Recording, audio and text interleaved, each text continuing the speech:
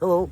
In my last video about carrying in the appendix position, I said my next video was going to be about carrying chambered or unchambered, and that it might open up a can of worms, and it just might. There's a lot of very strong opinions on this subject out there, some for chambered, some for unchambered, and I'm going to tell you that if you're not confident enough to carry your gun chambered in the condition of being fully ready, then maybe you shouldn't carry a gun at all. Told you I was going to open up a can of worms. No, I don't believe that at all. I've heard people say that, and I think that's an ignorant statement. So I understand people's concerns about carrying with a round in the chamber.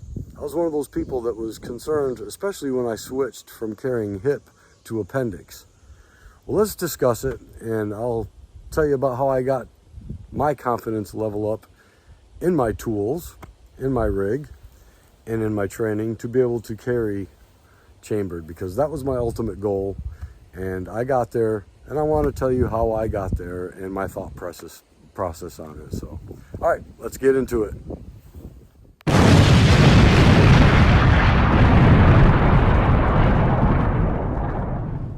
Okay, let's talk a little bit more about chambered and unchambered. I'm going to take my gun out. Now, this is my everyday carry, and it is chambered because I do carry chambered. So we're going to clear it. We're clear.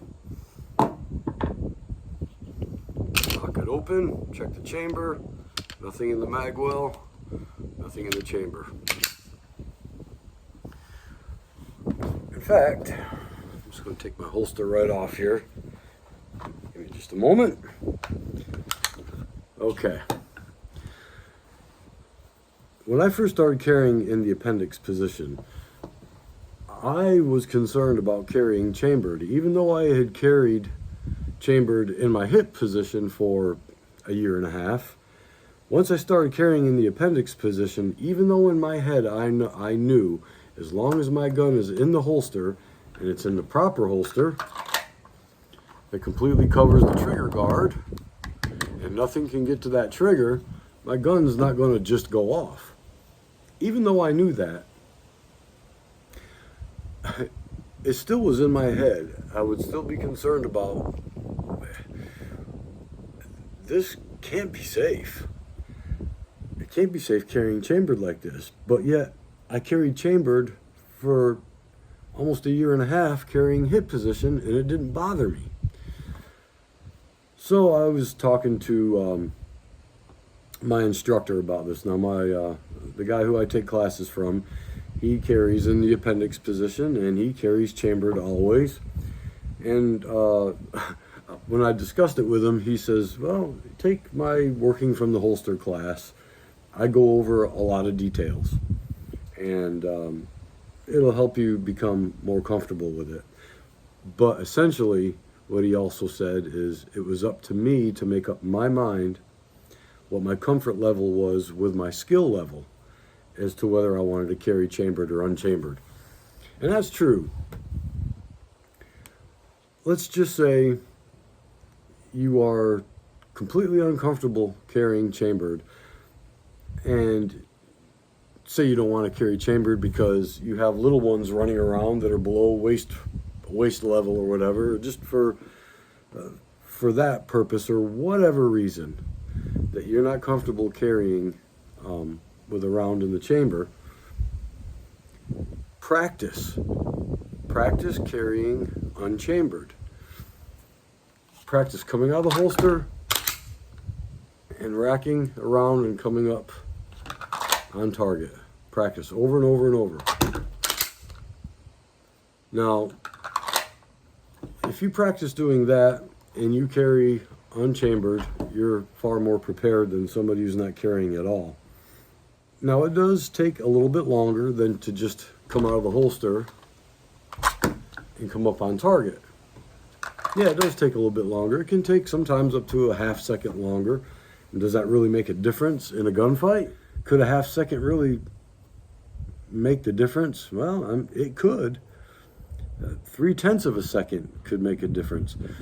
But the time the extra time that it took to come out of my holster and rack around and come up on target, that didn't bother me. I wasn't worried so much about being faster, about it being faster to carry chambered.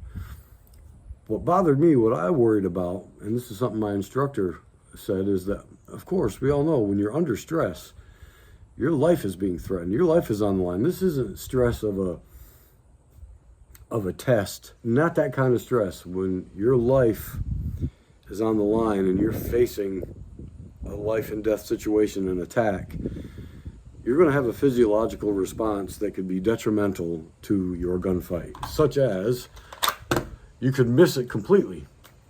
You could miss the slide completely, or short stroke it, or cause a jam,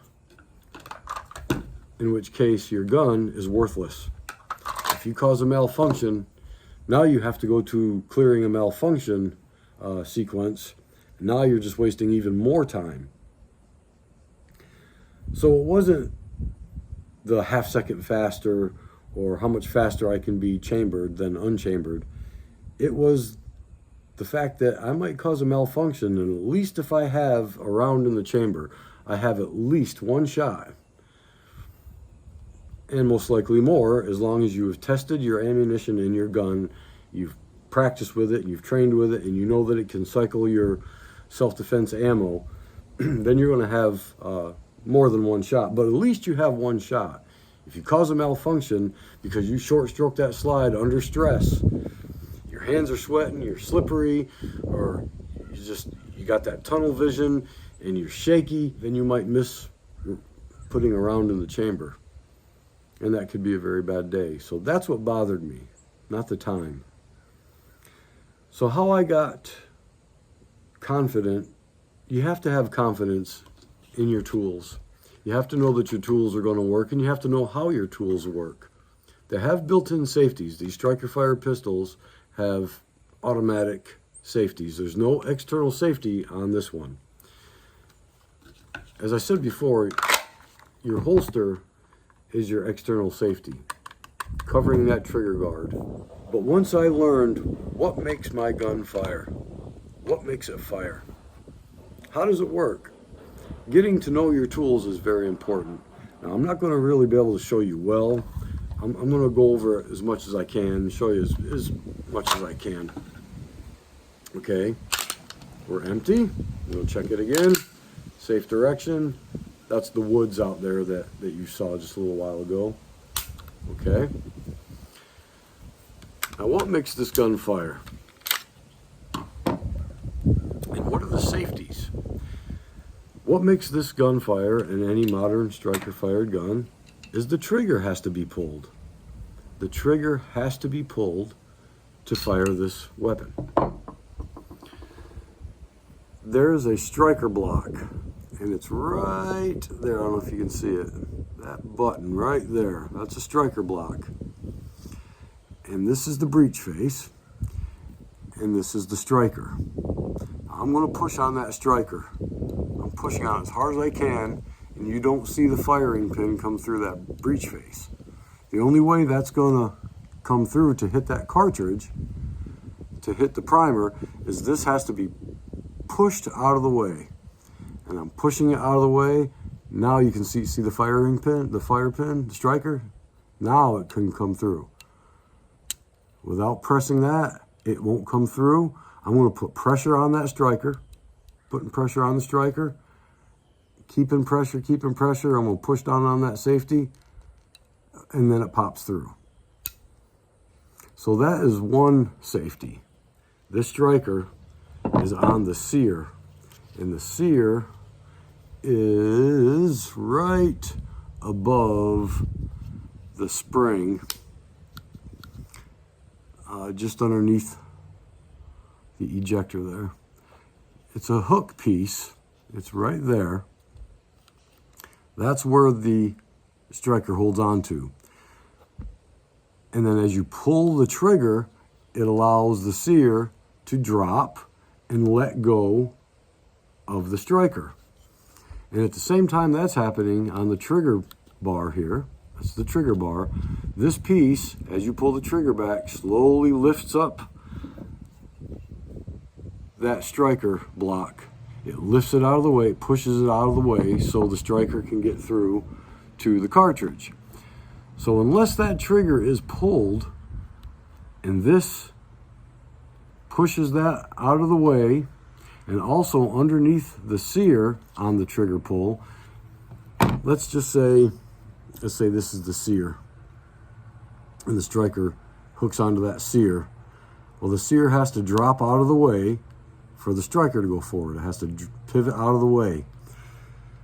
Well, there's a drop safety on there. Underneath that sear is another bar that trigger has to be pulled to push that out of the way. Once that bar is pushed out of the way, it allows the sear to drop. My very crude illustration here. But there is a bar underneath that sear, and that sear cannot be bumped down to release the striker. Once that trigger is pulled, the trigger bar pushes the striker block out of the way, moves your drop safety bar out from underneath the sear, allowing it to drop down for the striker to be released. That's the only way this gun can fire. Another safety is what they call the dingus. Now, if I went on the edge of the trigger with both my fingers and try to pull it, it can't pull back far enough for any of those things to happen. This has to be pressed out of the way, and this is also part of the drop safety. That has to be pressed out of the way so the trigger can be moved all the way back. And you can see it moving the trigger bar. You can't really see the action of the sear and that drop safety on there. But if you take your gun apart and look, you'll see. You can see the mechanisms that make this fire.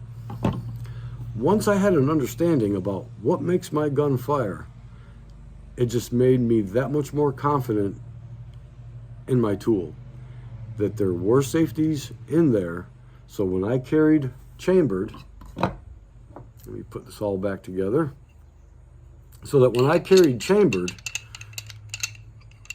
the gun just cannot go off on its own. It's not going to just go off. When you pull the trigger, all those things happen. The dingus gets pushed out of the way, allows the trigger to be pulled. The trigger bar moves back, pushes the striker block out of the way, pulls that drop safety underneath the sear out of the way, and then you're on the wall, and then you can release the striker from the sear, making the gun fire.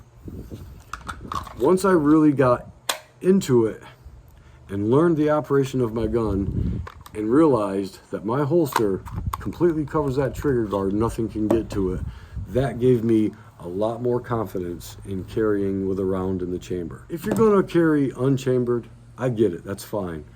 You're still better prepared than somebody who doesn't have a gun on them at all. Just practice coming out of your holster till it's second nature. You don't even think about it. You're coming out and you're racking the slide, getting around in the chamber.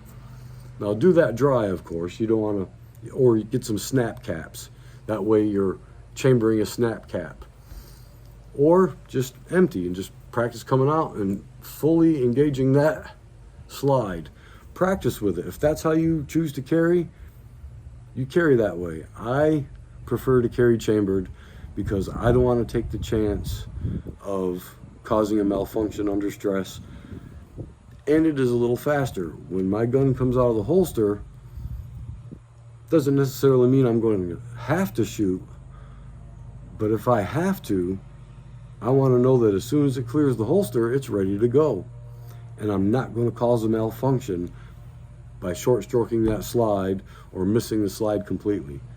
So you just have to kind of measure out, weigh the pros and cons yourself for each way.